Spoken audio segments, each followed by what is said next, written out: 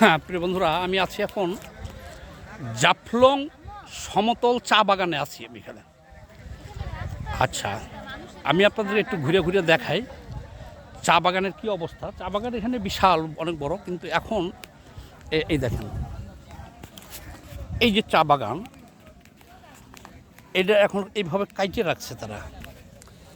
যখন এটা বৃষ্টি হবে তখন সবুজের সমারোহ সৃষ্টি হবে এখানে।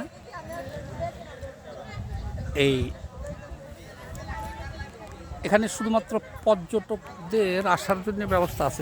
এই চা বাগানটা নাকি অত্যন্ত আকর্ষণীয় যখন সবুজের সমারোহ হয়ে যায়, অনেক বিস্তৃত, অনেক দূর। তো এটা স্পট হওয়ার একটা কারণ হলো কি, চা বাগান তো পাহাড়ে উঠতে হয়, কিন্তু এই চা বাগানটার বৈশিষ্ট্য হলো এটা সমতল চা বাগান। জাফলং সমতল চা বাগান, এটা হলো সমতল ভূমিতে, এটা পাহাড়ে কষ্ট করে উঠতে হয় না। এই কারণে এই চা বাগানকে কেন্দ্র করে একটা পর্যটন কেন্দ্র গড়ে উঠছে। ওই দেখেন, যত দূর চোখ যাইতেছে বিশাল এরিয়া, আর শেষ প্রান্ত দেখা যাবে না এখান থেকে। আমরা আবার যাবো এই মাথায়, কিন্তু গাড়িতে যাব। এই যে সমতল এই চা বাগানটা, যেহেতু পাহাড়ে কষ্ট করে উঠতে হয় না, এই কারণেই ওই যে আমার মেয়ে দাঁড়ায় রয়েছে, ওইখানে দেখা যায়, ও ভিতরে চলে গেছে, এই যে বাচ্চাটা। আচ্ছা, আর এই যে বিস্তীর্ণ সমতল ভূমিতে চা বাগান, এটা নাকি ব্যতিক্রম। এখানে আলাপ করে দেখলাম যে চা বাগান সব সিলেটে যা আছে প্রায় সবই হলো পাহাড়ের উপরে, আর সমতলে চা বাগানে একটাই। তো এখানে আসলাম আমরা, কিন্তু এমন একটা সিজনে আসছি যে এই যে আমার তারাই রয়েছে, যে তারা হতাশ যে চা বাগান কই।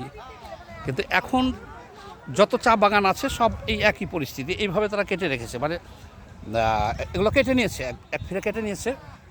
আবার বৃষ্টি হলে যে এই পাতাগুলা, এই প্রত্যেকটা ডাল থেকে পাতা হবে, তখন এটা সবুজের সমারোহ হবে, তখন দেখতে ভালো লাগবে, আকর্ষণীয় হবে।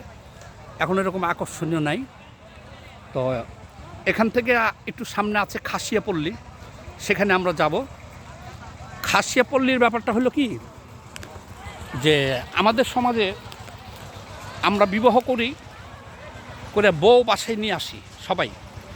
আর এই খাসিয়াপল্লীর মেয়েরা একটা ছেলেকে পছন্দ করে বিয়ে করে নিয়ে এসে এখানে ঘর করে।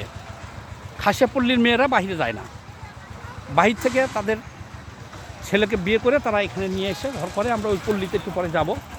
তো এখন বেশিরভাগ পর্যটকই যারা এখানে আসছে সব হতাশ, কেন এই যে চা বাগানের অবস্থা দেখে।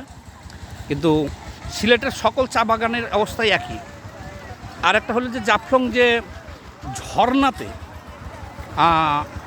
ঝর্ণাকে কেন্দ্র করে যে পর্যটকরা সারা দেশ থেকে আসে, শ্রীমঙ্গল, সেই ঝর্ণা কিন্তু এখন পানি নাই। ঝর্ণা আছে, কিন্তু ঝর্ণাতে এখন পানি প্রবাহিত হচ্ছে না। আমরা সেখানেও যাব, আপনাদেরকে দেখাবো। ওটা এখন পানি ছাড়া ঝর্ণা। সবাই ভালো থাকেন আপাতত। আমি আবার পিছনে একটা জমিদার বাড়ি আছে ঐতিহাসিক, আর খাসিয়াপল্লী আছে, আর একটা ঝুলন্ত ব্রিজ আছে। এইগুলো দেখে আমরা আবার হয়তো ব্যাক করব। সবাই ভালো থাকেন, টাটা দাও।